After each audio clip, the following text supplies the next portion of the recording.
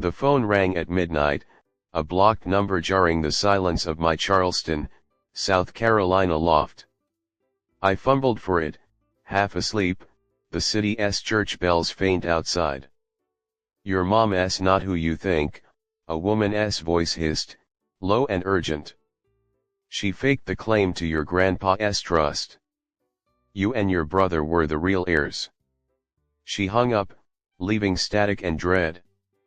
I sat up, my heart racing, the words sinking in. Grandpa's trust, $3 million, was Mom's lifeline since his death a decade ago. Faked. I was 28, a bookstore clerk, barely scraping by in Charleston's historic district. The caller's words echoed, "Mom, a scammer." I grabbed my laptop, searching old family records, my hands trembling. "They've been lying," I muttered, the loft's shadows pressing in. "All this time." I lived paycheck to paycheck, my shelves stuffed with second-hand novels, my dreams of writing buried under bills. My sister Olivia, 32, was a Charleston socialite, married to a banker, her life a whirlwind of galas and waterfront mansions. Mom, 60, was a retired art dealer, living in a restored townhouse, her charm masking a sharp edge. My brother Lucas, 25, was a barista, drifting through life, crashing at my place when his roommates bailed. We weren't close anymore, not like when we'd sneak into Grandpa's attic, hunting for his war medals. Olivia called me unambitious, her emails cold, urging me to step up for Mom. Lucas and I clashed, his sarcasm grating on my long shifts. Mom's visits were rare, her praise always for Olivia, never us. The call haunted me. Grandpa's trust, set up in 2005, funded Mom's lifestyle and Olivia's charity events. Lucas and I got nothing, told we'd inherit later. Faked. I dug into county records online, finding a 2005 trust naming me and Lucas as primary heirs, not Mom. A 2012 amendment, filed by Mom's lawyer, gave her control, citing family necessity. My stomach churned. I drove to Mom's townhouse at dawn, the caller's voice looping in my head. She was sipping tea, her garden blooming with azaleas. I showed her the 2005 trust printout. "Did you fake it?" I asked, my voice sharp. Her cup rattled, her face pale. "You don't understand," she whispered, tears falling. She admitted she and Olivia had reworked the trust with a lawyer, claiming Grandpa's wishes were outdated. "Lucas and I were too young," she said. I was furious. "Too young, or just not your pawns?" I snapped. She begged me to stay quiet, saying it'd ruin Olivia's marriage, break Lucas's trust. I left, her voice fading behind me. Sleep became a ghost. Grandpa's face, his stern eyes, his stories of honor felt betrayed. I saw Olivia's polished smile, Mom's azaleas, Lucas's tired slump, and felt like I was choking on their secrets. I dug deeper, starting with the caller. My friend Sam, a tech nerd, traced the call to a Charleston payphone, a dead end. I visited the trust's lawyer, Mr. Gaines, now semi-retired. Over whiskey, he confirmed the 2005 trust was Grandpa's true wish, meant for me and Lucas to carry the family name. The 2012 amendment, he said, was pushed by Mom, with Olivia's backing, using doctored letters claiming Grandpa's dementia.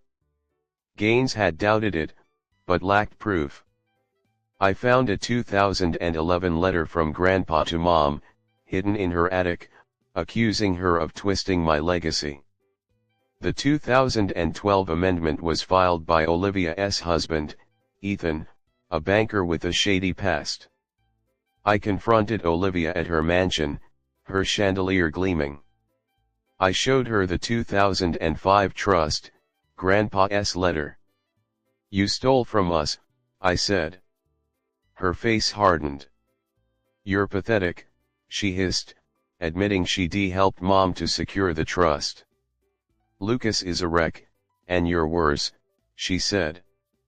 I felt betrayed. She'd robbed her own brothers. I told Lucas, hoping he'd fight.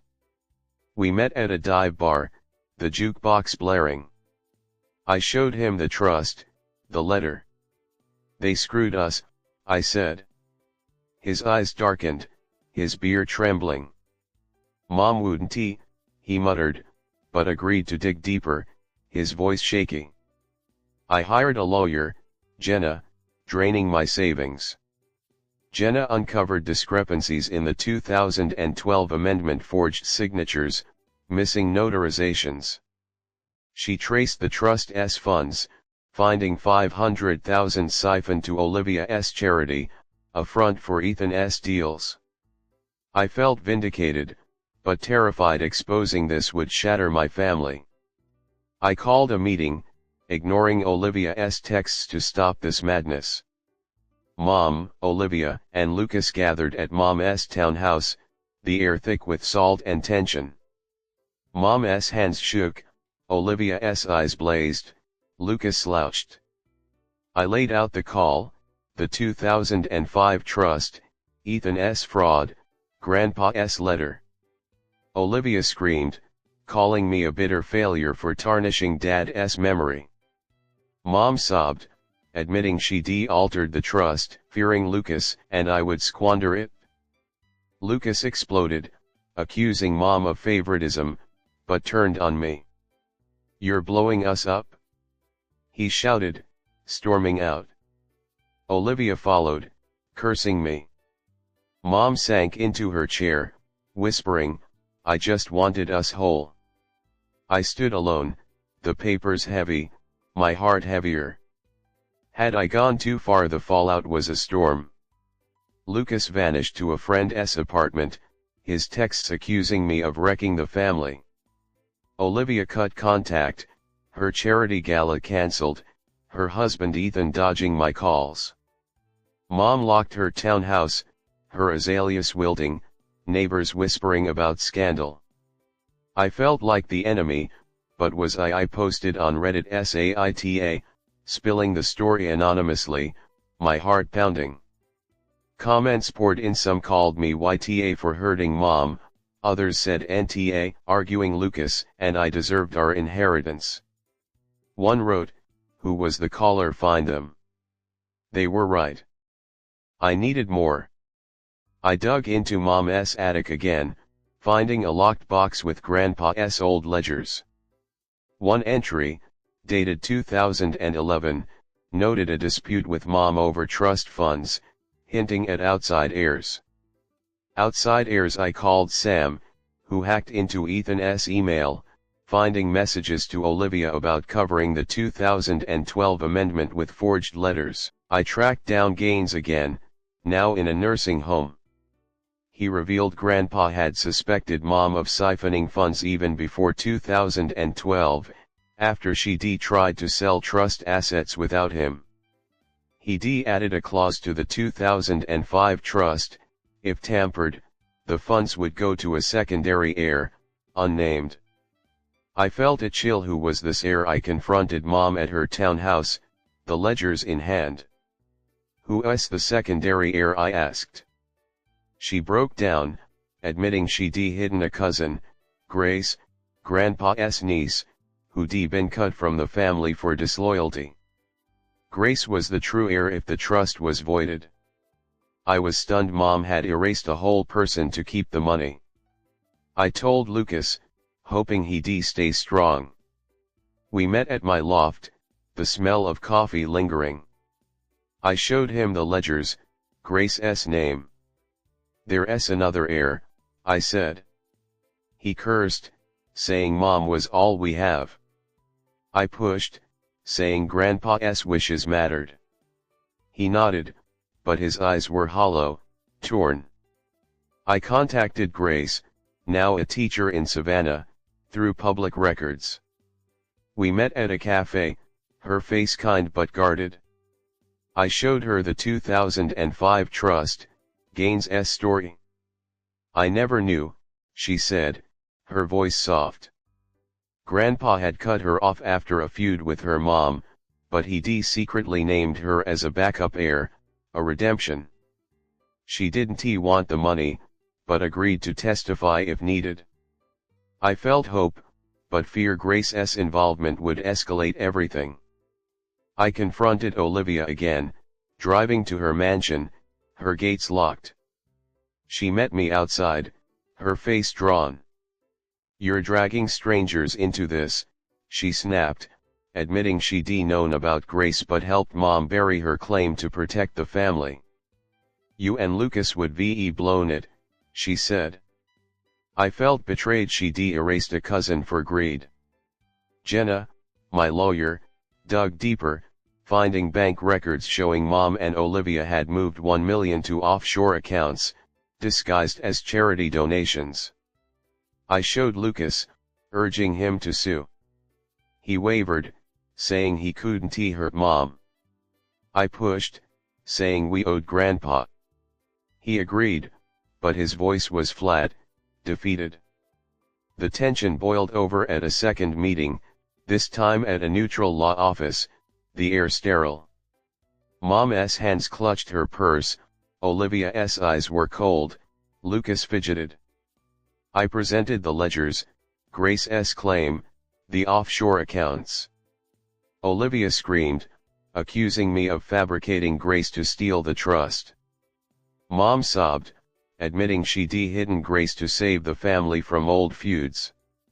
Lucas exploded, calling Mom a liar, but turned on me. "You're making it worse," he shouted, leaving. Olivia stormed out, threatening legal action. Mom whispered, "I thought I was enough." I stood alone, the ledgers heavy, my resolve cracking. Had I pushed too far, the fracture deepened. Lucas spiraled, arrested for drunk driving, his barista job gone, his texts blaming me for destroying him. Olivia hired a top lawyer, painting me as a vindictive sibling in local gossip columns. Mom's health crumbled. She was hospitalized, panic attacks, her townhouse now a fortress of silence. I felt like the monster, but was I? Reddit kept buzzing. Some urged me to settle, others said Olivia was the real villain. One commenter wrote, "Find the caller. They know more." I doubled down, desperate for answers. I went back to Grandpa's ledgers, finding a 2004 note about a family outsider with a claim to the trust, linked to a Charleston address. I drove there, a rundown apartment, meeting Mrs. Tate, a former neighbor. She revealed Grandpa had a half-sister, Clara, disowned after a scandal, whose daughter was Grace. Clara had died, but Grandpa secretly kept tabs on Grace, naming her as a fail-safe heir. Tate had overheard Mom and Olivia plotting to erase Clara's line in 2012. I felt sick. Mom had buried a whole branch of our family. I called Grace, updating her.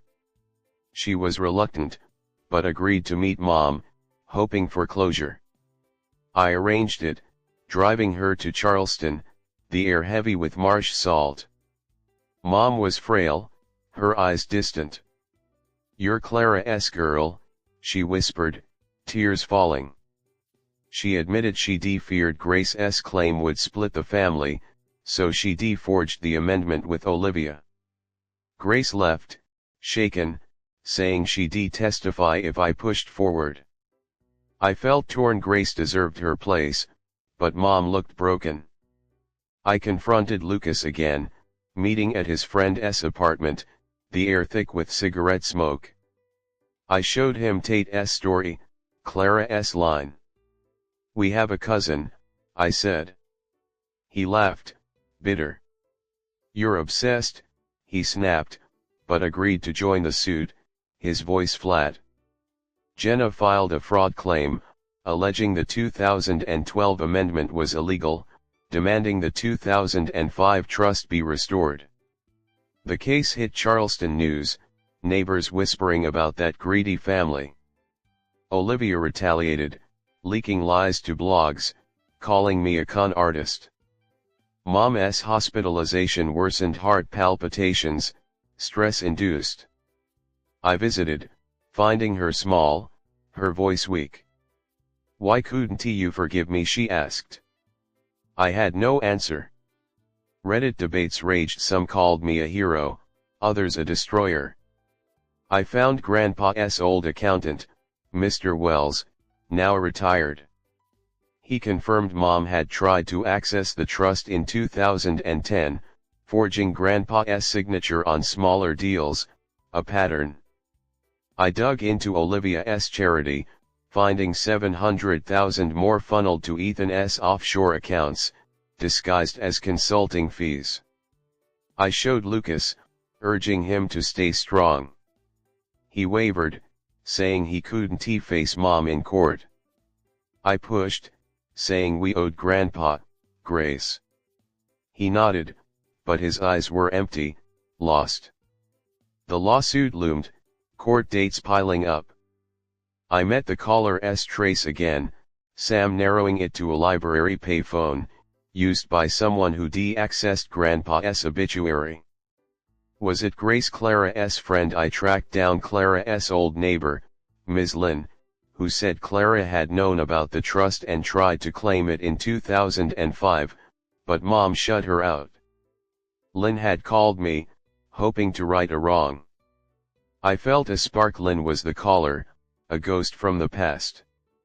I showed Jenna, who added Lynn's testimony to the case. The lawsuit's first hearing was brutal. Olivia's lawyer painted me as a liar, Lucas as unstable.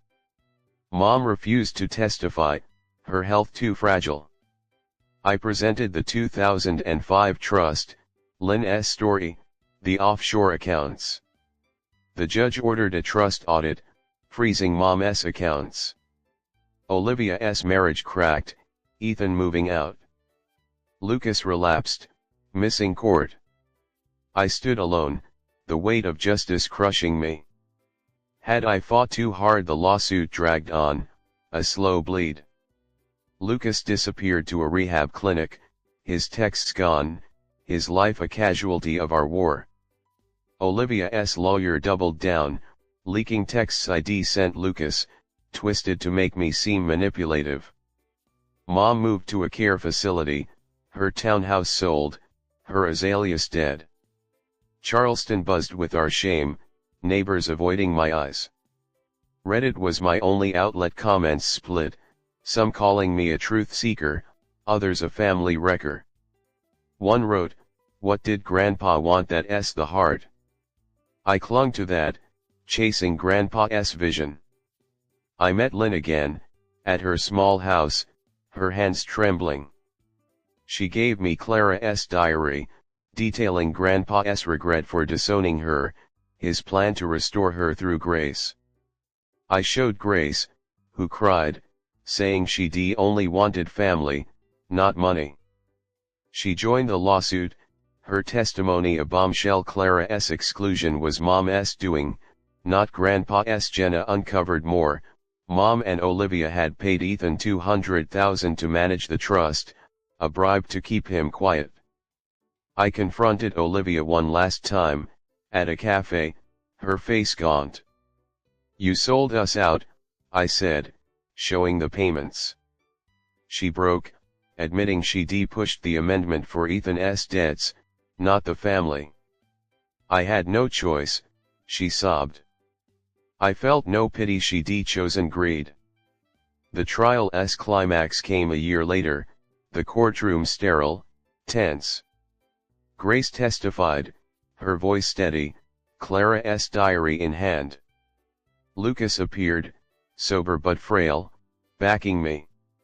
I presented the 2005 trust, Lynn's call, the offshore accounts, Ethan's payments. Olivia's lawyer faltered, their lies unraveling. Mom watched from a wheelchair, silent, her eyes hollow. The judge ruled the 2012 amendment fraudulent, restoring the 2005 trust. The funds split 3 ways: me, Lucas, Grace. Olivia got nothing, her charity shut down, Ethan indicted for fraud. Mom's accounts were seized, her care now state-funded. The victory was hollow. Lucas moved to Atlanta, his recovery shaky, our calls rare.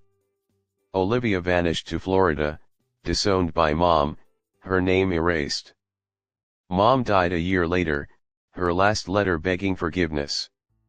Grace and I stayed close, starting a scholarship in Clara's name with her share. I opened a bookstore, Grandpa's dream half alive, the trust's money a bitter gift. Lynn passed, her role as caller my secret anchor. I posted on AITA one last time, asking if I was wrong for exposing the scam, for breaking my family. The verdict split NTA for justice, YTA for the cost. You chased truth, but lost love, one wrote. It cut deep, true. 10 years later, I sat in my bookstore, Grandpa's war medal on the wall, Clara's diary beside it. Lucas sent a postcard, sober, no apology. Grace visited, her kids calling me uncle. Olivia's name faded, a ghost. I found Grandpa's last letter, hidden in Lynn's things, saying he trusted me to fix the family. I wondered if I'd become him, chasing honor that broke more than it healed. AITA for exposing the stolen legacy. I wanted truth, justice, Grandpa's dream. All I got was a shattered home, a Reddit thread of split verdicts, and a question that lingered: was I right to fight, or should I have let the lie live? Comment your verdict below. Am I the asshole, or was I right to break the lies?